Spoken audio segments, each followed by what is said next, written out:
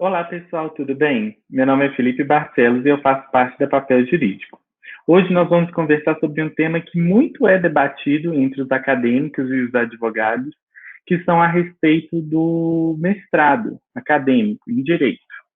E para conversar um pouco sobre isso, nada melhor do que conversar com uma pessoa que está fazendo isso. Maria Clara, tudo bem? Oi, Felipe, tudo bem? E você? Tudo certo. Então, gente, a Maria Clara, ela tem um perfil que chama Vida de Mestra. Ela dá um pouco sobre o cotidiano de uma pessoa que está cursando realmente o mestrado e dá dicas, inclusive, disso. Para conversar um pouco sobre isso, a gente trouxe algumas perguntas, né, para Maria Clara, para ela responder a gente.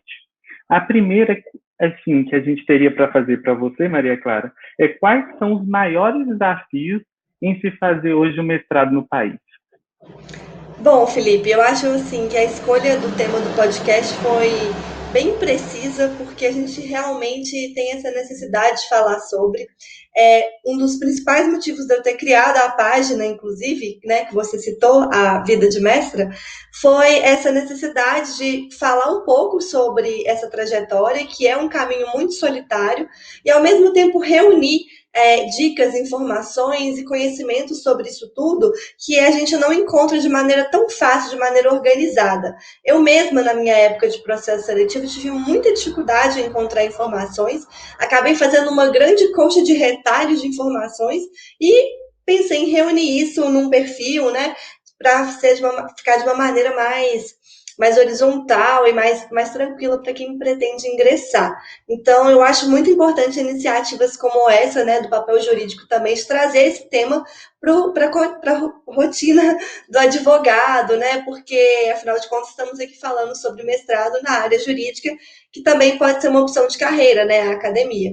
E sobre a sua pergunta, eu acho que os maiores desafios, né, em fazer mestrado no nosso país, principalmente, é saber a posição de privilégio que é quem está fazendo o mestrado. Então, na verdade, qualquer tipo de estudo é um tipo de privilégio. Quanto mais a gente vai ampliando os nossos estudos e galgando novos degraus e atingindo novos objetivos, né? Igual no caso do mestrado, a gente já passou aí pela graduação, já passou muitas vezes por uma pós-graduação, especialização, e aí está no mestrado, significa que você está numa posição ainda mais de privilégio. Então, eu acho que o principal desafio é esse, de você saber que você, ou você já é naturalmente privilegiado, como é o meu caso, inclusive, ou se você não é um privilegiado, você vai ter que correr atrás disso por conta de algumas frentes problemáticas que a gente tem. A primeira delas, eu acho que a gente pode falar que é a questão financeira. Fazer um mestrado é caro. Independente se você está fazendo numa instituição pública ou privada, vai ser caro. E por quê? Parece contraditório, né? Porque às vezes você pensa, mas eu vou fazer numa universidade pública, então eu não vou ter gasto nenhum. Você vai, porque a outra frente, né, de desafio que eu posso falar aqui é uma questão de ter uma pausa na sua carreira, na parte prática da sua carreira. Então, a gente vai falar disso, eu acredito, né, ao longo do nosso podcast, mas a rotina do mestrado, ela te exige uma redução na sua carga de trabalho, seja como advogado, seja como autônomo, seja no escritório, numa empresa, enfim, até mesmo como um concursado. Ela te exige uma redução. E isso significa que talvez você também vai ter uma redução de renda. Então, mesmo que você faça numa instituição pública, ou mesmo que você faça numa instituição privada e tenha bolsa, você vai ter que contar com uma rede de apoio ou então com um planejamento financeiro anterior para poder te propiciar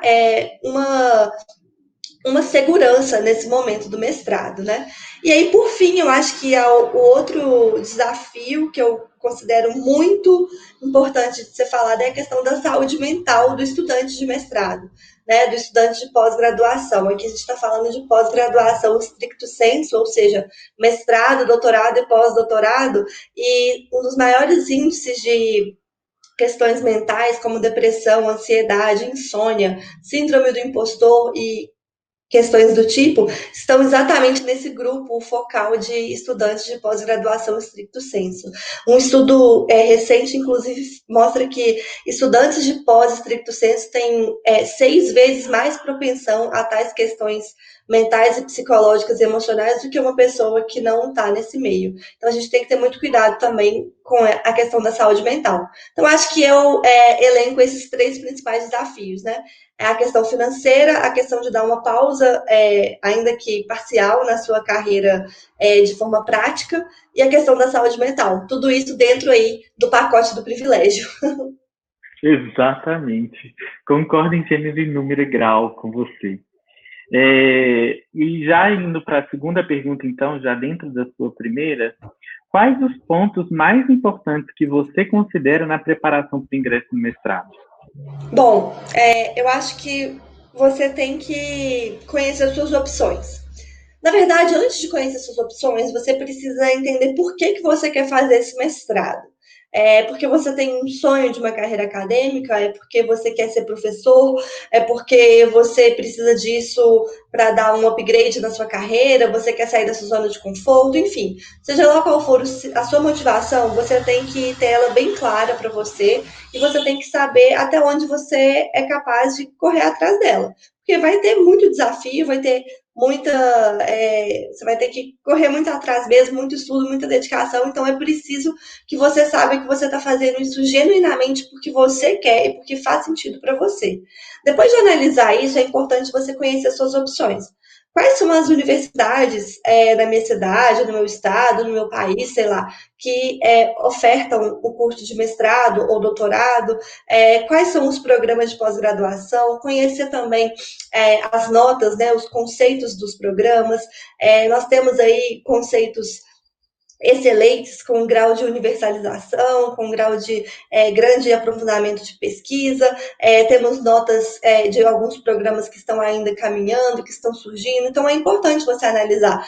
Uma nota de um conceito CAPES faz muito peso para mim ou não? Eu quero fazer nessa instituição porque eu acredito com a forma de pensamento deles nessa área, ou quero fazer nessa outra, então é importante conhecer suas opções. Conhecer o programa, como eu disse, e principalmente também conhecer as fases do processo seletivo, para saber com o que você tem que se preocupar e qual é o momento de se preocupar para cada uma dessas fases. Então, de uma maneira bem geral, a gente pode dividir o processo seletivo nas fases. Inscrição, que é uma fase importante, porque a gente tem que reunir documentos, certificados, tudo isso nesse momento da inscrição, então ela também é um tipo de fase. Nós temos a prova de línguas, então é importante, mais uma vez falando de privilégio, é importante que você tenha a fluência, né, o mínimo ali necessário para fazer uma prova de língua estrangeira. Normalmente as pessoas fazem em inglês, tem alguns programas que não aceitam a língua espanhola, então isso também pode ser um dificultador. Temos também a prova técnica, que é uma prova, em geral, feita por escrito, que é uma prova dissertativa. Agora, nesse momento de pandemia, alguns programas estão suspendendo essa etapa, ou então fazendo de maneira oral, mas enfim, o importante é saber que vai ter uma prova técnica na qual você vai ter que escrever sobre as leituras do edital, sobre seu projeto, sobre questões da sua área de pesquisa. Tem também uma outra fase, que é a fase de entrevista com a banca, a fase na qual você vai se apresentar perante ali uma banca com doutores e professores que vão avaliar tanto você como pesquisador, tanto o seu projeto, e também tem a fase de análise de projeto e de currículo. Então é importante conhecer tudo o que te espera e saber como se preparar para cada uma delas. Acho que também a gente pode falar que é muito importante você construir um networking e um currículo, porque essas duas coisas elas influenciam muito.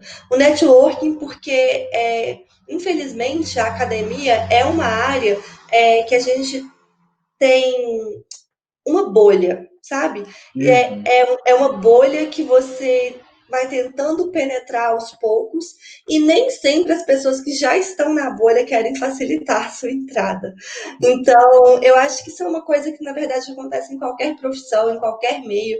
A gente está num mundo, né, voltado muito para a competitividade, para uma produtividade além do humano, mas a gente tem que entender também que a área acadêmica é uma área que trabalha muito com vaidade, com ego, com nome, né, com prestígio. Isso acaba mexendo, às vezes, de um lado negativo para algumas pessoas. Então, é importante você fazer seu networking para você já ir trilhando o seu caminho e já mostrando o porquê de você querer ingressar nisso. Ocupar o seu lugar à mesa, mostrar por que você é importante ali naquela comunidade acadêmica, mostrar por que a sua pesquisa é relevante, mostrar por que você, digamos assim, merece uma vaga ali naquele programa que você já está querendo se candidatar. E, ao mesmo tempo, ir cuidando do seu currículo. Uhum. E você falou um ponto importante, né? Que é a questão de você identificar a importância do estudante de direito que quer fazer, às vezes, a academia como uma carreira e o advogado. Então, às vezes, a gente tem que ter em mentalidade o que a gente está esperando realmente do mestrado, né? Isso. Você foi bem sensível nisso. Então, passando então para a terceira pergunta, para aqueles que advogam e desejam mestrado no futuro, como que a gente acha que a gente pode conciliar os dois, tanto para a preparação no ingresso do mestrado, como também no seu desenvolvimento? Bom, essa pergunta é muito boa porque ela traz um lado prático, né? A academia muitas vezes tem esse falso viés, né, de falar que não é nada prático, de que a gente fica só na teoria, só lá filosofando. Bom, tem muito disso, sim, mas eu gosto sempre de trazer para o lado prático, porque a vida é prática, né? E a vida é a gente tentando equilibrar vários pratos ali, né? Pessoal, profissional, emocional, enfim. E dentro da profissão, a gente tem também alguns pratos, digamos assim, né? Então, para o advogado, é o meu caso, né? Eu também sou advogada e eu tive que tomar uma escolha. Eu percebi que eu não seria possível continuar trabalhando em escritório e fazer um mestrado ao mesmo tempo. Então, eu optei, e obviamente a gente está falando de novo num recorte de privilégio, eu optei por ficar autônoma durante esse tempo do mestrado. E optei por trabalhar na parte do consultivo, que é uma parte que eu acho mais tranquila, que me demanda um pouco menos de rotina puxada, né? Algo que eu consigo conciliar. Então, é preciso, para aqueles que advogam e para aqueles que pretendem continuar advogando e fazer mestrado, saber que vai ser difícil. Não vamos romantizar e falar que vai ser fácil, que você vai dar conta, que vai ser super tranquilo. Não, a gente tem que ser franco também para as pessoas saberem o que esperam. Vai ser difícil, talvez vai ser mais difícil para quem não tem essa flexibilidade, então eu aconselho ou você ter um escritório próprio, ou você ter uma flexibilidade no lugar que você trabalha, ou você conversar com os seus chefes e pedir uma redução de jornada em alguns dias da semana, porque o mestrado te coloca em horários um tanto quanto malucos. Eu tenho aulas de manhã, de tarde e de noite. Obviamente não são todos os dias, mas tem dia que eu tenho aula de 8 da manhã ao meio-dia, tem dia que eu tenho aula de 2 da tarde às 5 da tarde, tem dia que eu tenho aula de 6 horas da tarde até às 9 da noite. Então, é complicado você ter um trabalho que seja extremamente rígido ou que você não tenha liberdade para poder negociar e para poder conversar, porque dessa forma você não vai conseguir estar inteiro no mestrado e nem estar inteiro no seu trabalho. Então, é muito importante fazer essa ressalva para a pessoa poder se organizar e se programar. E pensar também que esse momento do mestrado é temporário. Eu costumo sempre fazer uma analogia com atividade física. Atividade física, a gente muitas vezes tem algumas modalidades, né, que a gente faz em um curto espaço de tempo uma carga alta de intensidade, e aí queima muitas calorias, né, e aí às vezes o treino dura lá 15 minutos, mas você queimou não sei quantas calorias e saiu super cansado. E aí eu costumo fazer essa analogia com a preparação para o mestrado e com o próprio mestrado em si. Então, é um período de muita intensidade de estudo, de dedicação, às vezes até de falta de tempo, né, de carga de leitura, ainda mais que a gente está falando aqui de mestrado na área jurídica. A área jurídica tem muita leitura de teoria. Então, saber que vai ser intenso, mas que vai ser temporário. A preparação, ela é muito rápida, então eu costumo falar para quem me procura, né, até profissionalmente, eu costumo falar que a preparação, ela gira em torno de uns 3 meses. Você tem aí uns 3 meses para conseguir fazer as leituras, conseguir fazer um bom projeto, conseguir estudar, né, e fazer as etapas. E depois o mestrado, ele dura 2 anos, sendo que o primeiro ano é o ano de intensidade de matérias e eventos e congressos e publicações, e o segundo ano você vai ficar mais dedicado à escrita da sua dissertação. Então é rápido. Se você tiver um bom relacionamento no seu trabalho, se você tiver essa possibilidade, vale a pena você conversar lá e mostrar que vai ser temporário, mas você precisa de uma ajuda. E é importante também mostrar, tem que ter estratégia, né, no momento que você vai falar com o seu chefe, né, com o setor, com o RH, seja lá o que for, com o seu sócio, enfim. Mostrar também que o mestrado vai ser um ganho ali para aquele escritório, vai ser um ganho profissional também, na maneira de se apresentar para os clientes, na maneira de ter mais profundidade para tratar dos casos, na maneira de ter um network mais aprofundado. Então, é uma questão de perdas e ganhos, né? Mas no fim das contas, se você realmente quer fazer o mestrado e se você tem essa possibilidade de flexibilizar o seu horário, vai dar tudo certo. Com certeza. Querendo ou não, a gente tem que saber que a gente tem que abrir mão de certas coisas para ter outras. Então, a gente não consegue ter tudo ao mesmo tempo, infelizmente, né? Ou felizmente.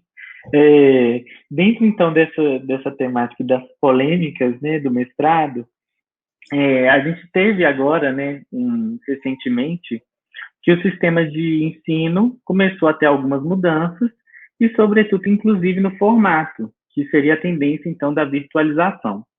Inclusive, a PUC Minas já anunciou a oferta de um curso de Direito 100% à distância. Dentro dessas situações, né, e através de outras discussões, que a gente pode focar nelas mais para frente, houve uma diminuição drástica nos números de professores, considerando a possibilidade de gravação de aulas e distribuição às unidades. E o mestrado, nesse contexto, então, ele se relaciona intimamente com a perspectiva do ensino superior. Para você, quais são as perspectivas profissionais para um mestre de Direito no futuro, neste cenário? Bom, eu acho que essa pergunta é excelente, porque fala sobre a realidade que estamos vivendo e fala sobre um futuro muito próximo, que, inclusive, esse cenário da pandemia acelerou, né? Cenários de crises, eles aceleram coisas que naturalmente já iriam acontecer. A pandemia é uma crise, né? Infelizmente, estamos vivendo isso, e ela acelerou essa questão da tecnologia. E eu acho que é o seguinte, não só o mestre em direito, mas qualquer profissional que trabalhe com educação vai precisar se reinventar. Na verdade, já está precisando. Eu acho importante ver a tecnologia como uma aliada e não brigar com isso, porque essa mudança ela vai acontecer necessariamente, se não agora, num futuro extremamente próximo. Essa questão da PUC Minas ter ofertado, ela causou tanta polêmica e tanta discussão que eles até suspenderam temporariamente essa nova oferta, né, desse curso 100% à distância. Eu acho que é importante demais nós da área nos posicionarmos sobre isso, porque o assunto pode ser polêmico, o assunto tem lá seus prós e contras, como tudo na vida, mas a gente precisa se posicionar. Ninguém vai se destacar e ninguém vai crescer profissionalmente e pessoalmente ficando sempre se escondendo de assuntos como esses. Então, eu acho que os preparados vão conseguir se destacar nesse cenário. Então, eu acho que é o seguinte, além de ter um mestrado, agora a gente também tem que se preocupar em ser um novo mestre que também se destaque nesse novo mercado. E eu garanto que uma dessas formas de se destacar é trabalhando com a tecnologia e também trabalhando de forma independente. Se a gente ficar esperando que universidades nos empreguem, a gente vai esperar muito tempo. Então, a gente tem que pensar e repensar novas formas de fazer a educação acontecer e novas iniciativas independentes, iniciativas de pessoas comuns, de pessoas, né, gente como a gente, mas que estão aí numa busca por uma educação melhor e de qualidade, e pessoas que estão se qualificando para trabalhar com a tecnologia. Então, quem briga com a tecnologia e com essas mudanças, eu acredito que, na verdade, nesse âmbito da educação, está revestido de um pensamento de manutenção de privilégios educacionais.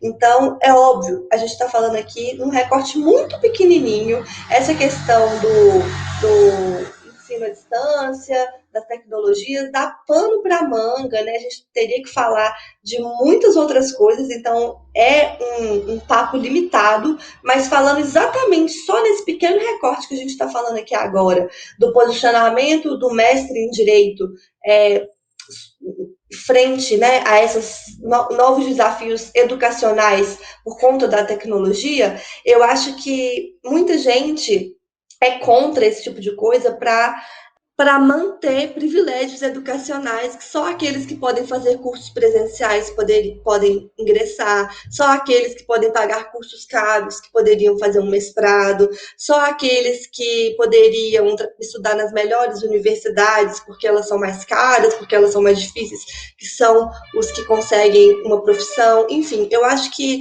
a gente tem que ter muito cuidado ao falar, eu sou contra, eu acho que não, eu acho que a educação tem que ser presencial, porque a gente pode sim cair nesse discurso um tanto quanto elitista de manter o privilégio para quem já é privilegiado, para quem já está lá na bolha, para quem já tem o acesso a um curso presencial, para quem já tem acesso a um programa de pós-graduação pago, para quem já tem acesso a uma universidade de ponta como é a PUC Minas. Então a gente tem que tomar cuidado para a gente não estar sendo contra alguma coisa, na verdade, para poder manter a nossa bolha e o nosso elitismo. Isso não significa, todavia, que vai acontecer de qualquer forma, de jeito nenhum. Eu acho que a gente tem que ter muito cuidado, sim, com a forma como esses cursos à distância são feitos, com a forma como esses regimes remotos são levados, e a gente precisa, ao invés de focar as nossas energias reclamando que isso está acontecendo e querendo tirar força desses projetos, na verdade, eu acho que a gente tem que focar nossas energias em renovar os nossos conhecimentos e apresentar soluções para que a qualidade desse ensino seja tão boa quanto é a qualidade no presencial. E não ficar batendo de frente com a tecnologia, batendo de frente com novos modelos educacionais. Na verdade, a gente tem que se qualificar para que esses novos modelos sejam tão bons ou melhores quanto os que estão sendo agora. Então, se o profissional mestre em direito que se formar estiver pensando nisso, eu acho que ele vai ter muito sucesso, mesmo com essas novas dificuldades, esses novos cenários. Saindo um pouco, então, do setor da educação, né, que a gente estava falando, para você, em departamentos jurídicos de empresas ou escritórios de advocacia, por exemplo, como o mestrado tende a ser visto no futuro?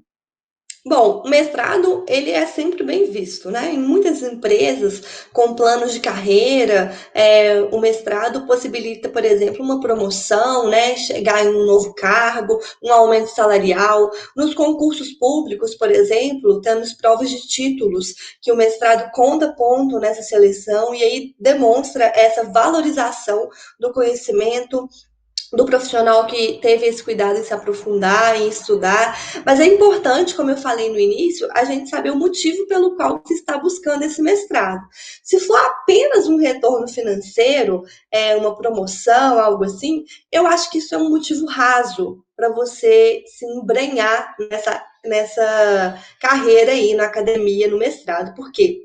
Vai te exigir muita dedicação, muita pesquisa. Você vai ter que aprender a fazer uma pesquisa científica, um nível de leitura que você não sabe o que é, até chegar no mestrado e ver como é, um nível de comprometimento com as aulas. Então, você querendo ou não, também tem que ter uma certa motivação maior por trás. Ou uma vontade de ser docente, ou uma vontade de aprofundar na pesquisa, uma vontade de renovar o seu conhecimento, de ser um pesquisador, de ser um cientista, porque, óbvio, que essa questão financeira é extremamente importante. Não vamos ser hipócritas de falar que não. Eu quero que o mestrado me possibilite muitas outras condições financeiras e projeções de carreira, mas não só. Então é importante pensar nisso também. Com certeza. Partindo já um pouco para a parte final, né, para a gente deixar a nossa mensagem aí para o nosso público, você teria alguma mensagem geral a respeito da temática que você gostaria de deixar? Bom, eu acho que tudo isso que a gente falou já é meio que a mensagem que eu gosto de passar e que eu gosto de trazer nas páginas que eu exponho meu trabalho, né? Seja Instagram, YouTube, inclusive fica o convite para quem quiser me acompanhar, é o @vida de mestra, lá eu falo sobre isso e muito mais, mas eu acho que é importante a pessoa que quer, né, se adentrar e se embrenhar nessa nova perspectiva, ter muito foco, muita dedicação, conhecer a área, como eu disse, conhecer as possibilidades e não ter medo e não ter vergonha e não ter travas, né, de buscar ajuda. Conversar com pessoas mais experientes, procurar profissionais, quem sabe, e assim, pedir ajuda, pedir opinião, saber conhecer o que te espera do outro lado, se é isso mesmo que você quer. A gente tem uma coisa que eu sempre falo que é legal de fazer no mestrado, que é a possibilidade de ser um aluno especial, ou seja, antes de você fazer o mestrado como um aluno regular, você faz ali algumas disciplinas na modalidade isolado, na modalidade ouvinte. Isso vai te abrir assim as fronteiras para esse novo mundo e você vai ver, é isso mesmo que eu quero, eu me enquadrei aqui, isso aqui faz parte de mim, me senti, causou em mim uma sensação legal, né, de seguir em frente. E aí, não ter medo, né, e saber que apesar dos desafios, é muito bom, é uma área profissional bem interessante, que apesar do crescimento, né, e do retorno ser um pouco mais demorado, porque, como eu falei, muitas vezes você vai ter que dar uma pausa, uma reduzida, uma flexibilizada na parte mais prática da sua carreira, vale a pena pela profundidade da pesquisa, pelo seu networking, pelas possibilidades de docência. Então, eu acho isso muito interessante. E também ser muito fiel ao que você quer para a sua realização pessoal e profissional, né? Eu acho que a gente está inserido num mundo que exige muito de nós profissionalmente, mas a gente não pode deixar de lado as nossas perspectivas pessoais e saber que o profissional está dentro do nosso pessoal também, né? Então, buscar sempre a nossa felicidade, a realização pessoal é uma dica também para não se perder nesse caminho, né? E sabendo que é um caminho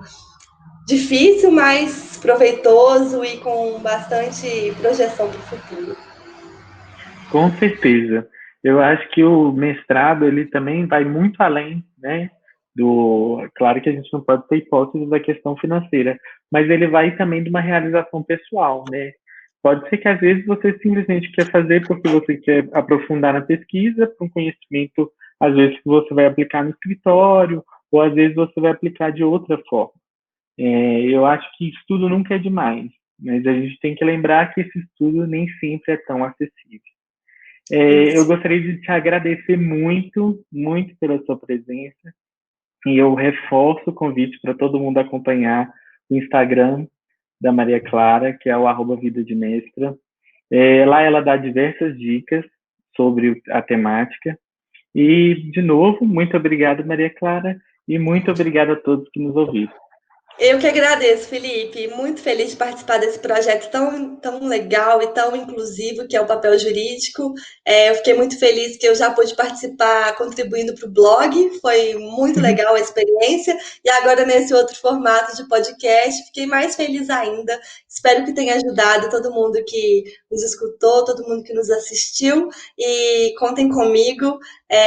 Vai ser sempre um prazer. Espero todo mundo lá na página para quem quiser trocar mais ideias e saber um pouco mais do trabalho, tá bom? Obrigada.